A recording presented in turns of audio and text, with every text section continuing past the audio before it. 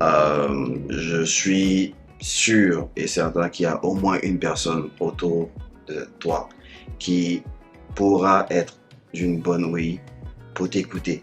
La religion, à travers la foi, peut être une source de force et d'espoir. Qu'est-ce qui empêche la personne qui peut-être est dans une souffrance de pouvoir aller vers sa famille ou vers des amis ou vers des professionnels et de dire ouvertement ben, je ne vais pas bien.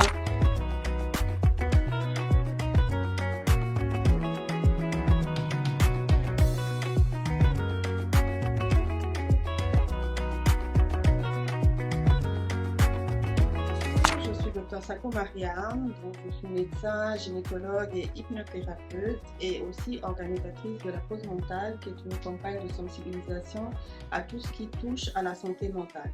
Bonjour, je suis Fatima Ogaran Koulibaly, psychologue clinicienne. Bonjour à tous, je suis Dr Stizy. Bonjour à tous, je suis Kevin Stizy à l'état digital, Kafananafo à l'état civil, créateur de contenu, influenceur, enjailleur et voilà, avocat pour la santé mentale et pour tout ce qui est santé pour la jeunesse et pour les hommes et les êtres humains en général. Je suis Sephora Opeli, je travaille dans l'administration et les finances et je suis maman à plein temps.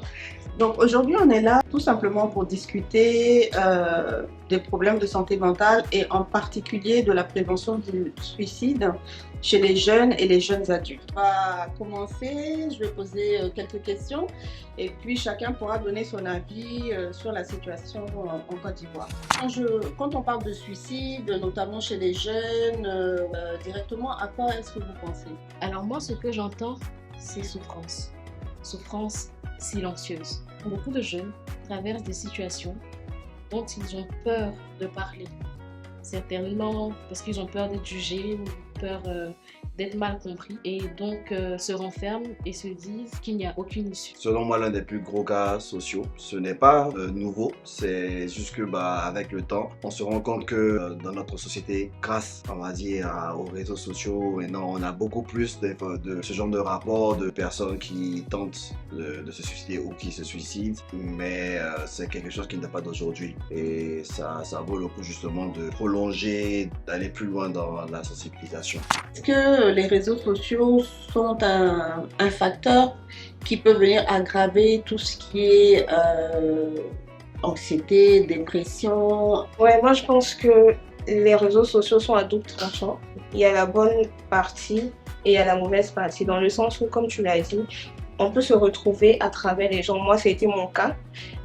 J'ai suivi sur les réseaux sociaux des personnes qui présentaient certains symptômes de maladie et tout ça. Je me suis dit, bah, c'est ce que j'ai en fait. Et je suis allée consulter. Donc oui, dans le mauvais sens, effectivement, il y a le harcèlement sur les réseaux sociaux dont certains adolescents souffrent. Il y a aussi la comparaison quand on a vis-à-vis d'autres personnes. On se dit que telle personne a ceci, a cela, à cet âge-là. Moi, je ne l'ai pas. Donc ça peut arriver, bien évidemment, que les réseaux sociaux soient effectivement un facteur de dépression, de malaise mental. Qu'est-ce qui fait, selon vous, qu'on ait encore du mal à parler de tout ce qui est dépression, anxiété, suicide en Côte d'Ivoire? Moi, je pense qu'il y a plusieurs facteurs. Déjà, depuis enfant, nombreux sont habitués à se taire sur certains sujets. En général, on peut se dire que tu en fais trop. Comme avec les garçons, tu es un garçon, tu ne dois pas pleurer, tu ne dois pas faire ci, tu ne dois pas dire cela.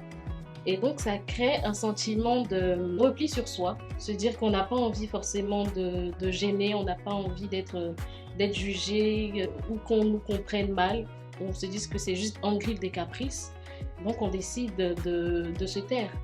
Mais justement, c'est ça le problème. Garder le silence, c'est le véritable problème.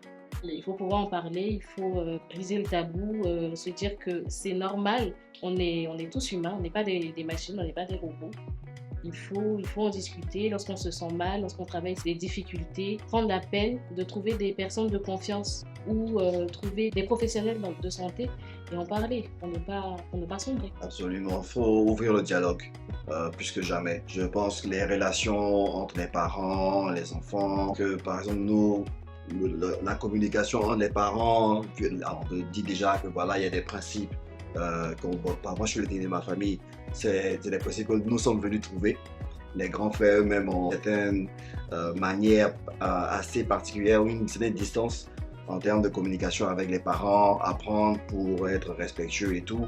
Ce qui fait que bon, on se limite aux différentes thématiques qui peuvent être partagées en famille. Les idées aussi, les différents idéaux qu'on nous a inculqués dans la société africaine aussi. Il faut que bon, les parents de certaines générations ont du mal à comprendre ce que certains jeunes de notre génération, même au-delà, traversent. Donc ça complique la communication. Si dans les deux sens, il n'y a pas réellement de compréhension, le dialogue peut être compliqué, quoi. Quelle est la place de la religion dans les troubles mentaux? Parce que très souvent, une fois que la personne peut-être arrive à parler à quelqu'un, etc., on va lui dire il faut prier, ça va aller. Quand je pense à mon humble avis, c'est Dieu qui a donné la connaissance aussi à des psychologues pour que ces personnes-là fassent des études, apprennent à connaître l'homme, on peut par moments vaciller dans la vie. C'est lui qui a fait qu'on est comme ça et c'est encore lui qui donne la connaissance. Donc, pourquoi pas aller voir un psychologue qui est un spécialiste dans la santé? À mon avis, pas totalement. Si on se sent mal, bien évidemment, on peut prier, ça pourrait être une aide. Mais ce Dieu-là, même quand on prie et qu'on adore, il a aussi donné la connaissance à des médecins. Donc, il faudrait y aller.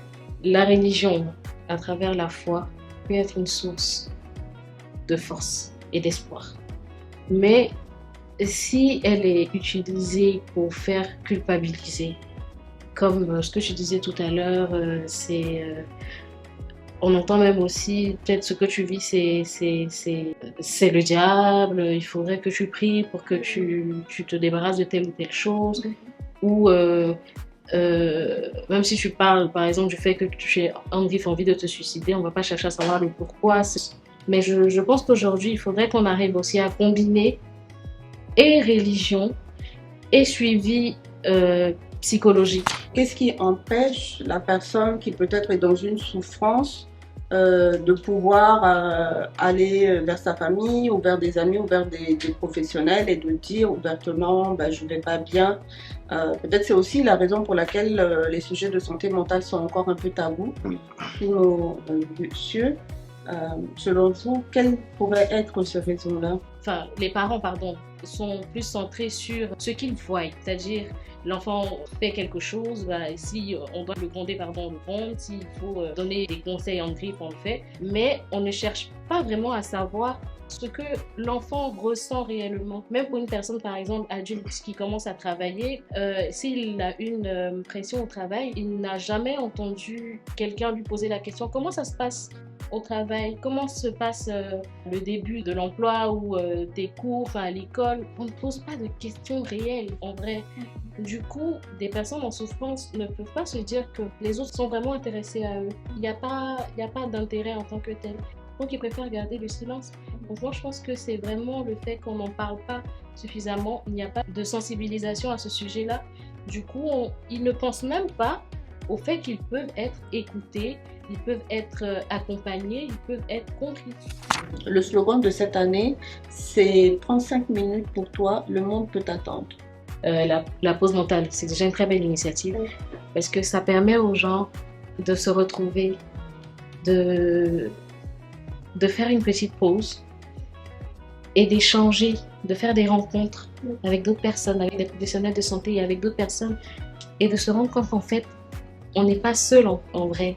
C'est vrai qu'on traverse des choses qui sont difficiles, mais on n'est pas seul à vivre ces difficultés-là, certainement d'une manière ou d'une autre. Mais s'il y a du monde, s'il y a des personnes à cet événement-là, à cette campagne-là, c'est que quelque part, ils en ont aussi besoin, tout comme moi. Donc, prendre 5 minutes et le monde peut attendre, c'est super beau. Je pense que tu ne l'aurais pas pu trouver mieux. Ouais. C'est pas 5 minutes, mais c'est 5 minutes pour souffler, inspirer et souffler et se dire je peux pas tout gérer, je peux pas tout faire en même temps. Aujourd'hui, je m'accorde un petit moment de répit. J'aimerais vous demander, est-ce que vous connaissez le 143? Bon, Madame Coulibaly, forcément oui, mais toi c'est pour un. Le 143. En tout cas, quand je devine, ça a l'air d'être un numéro fait. C'est une devinette, sinon je sais pas. Donc je me dis tout simplement que ça ressemble juste à un numéro fait. Je regarde la vidéo. On dit appelez le temps de temps pour vous plaindre, pour parler. Oui, effectivement, c'est un numéro vert. C'est un numéro qui vous permet d'être en contact direct avec des personnes qui pourront vous apporter une sorte de soutien et éventuellement vous accompagner vers des professionnels de santé. Donc ce numéro vert a été initié par le Conseil national des psychologues. Il décroche vraiment. Ah Oui, il décroche. Et puis ce sont des vraies personnes qui passent. Non, c'est des vraies personnes. En fait, quand tu demandes le 143, il y a quelqu'un qui va répondre. En fait, c'est une plateforme générale ministérielle, en fait. Et donc, quand la personne décroche, vous leur dites que vous voulez parler à un psychologue. Et à ce moment-là, ils vont vous transférer vers la partie où les psychologues sont. Et il y a quelqu'un, c'est 24 heures sur 24, 7 jours sur 7, où il y a quelqu'un qui est là pour vous écouter et qui peut aussi faire un suivi de courte durée après l'appel téléphonique et c'est complètement gratuit. Donc si tu es en souffrance, si tu as des idées suicidaires, si tu penses que tu es à bout, n'hésite pas, que ce soit à midi, minuit, 3 heures du matin, à appeler ce numéro-là. Il y aura toujours quelqu'un de bienveillant pour t'écouter et qui pourra t'aider. Tu pourrais nous dire... qu'est-ce que tu pourrais dire, peut-être en un mot ou en une phrase, à quelqu'un qui est dans une souffrance et qui envisage de se suicider et peut-être nous donner aussi ton petit mot de fin? Je dirais à la personne de prendre courage. C'est pas évident. C'est pas évident. Il y a rien de cette vie-là qui est facile. Je suis sûr et certain qu'il y a au moins une personne autour de toi qui pourra être d'une bonne ouïe pour t'écouter. N'aie pas peur de l'approcher et de lui en parler, de parler de ce que tu traverses, ce qui ne va pas.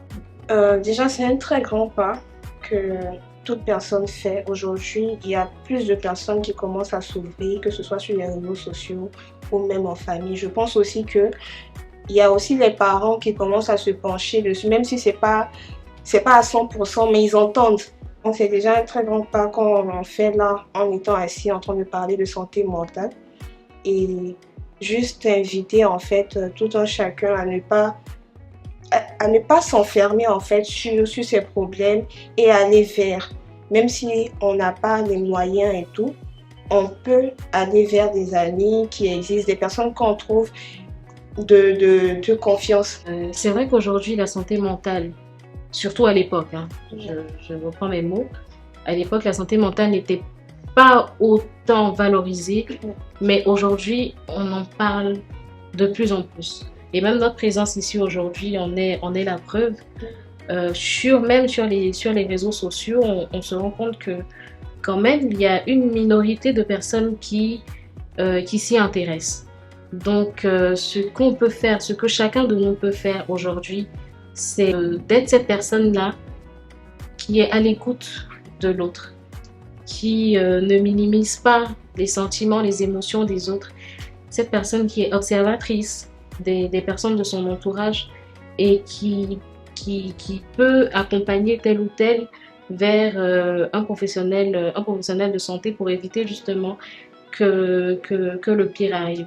Donc que tu sois un parent, un ami, un professionnel de santé, un maître d'école, un enseignant, sois cette personne qui est à l'écoute.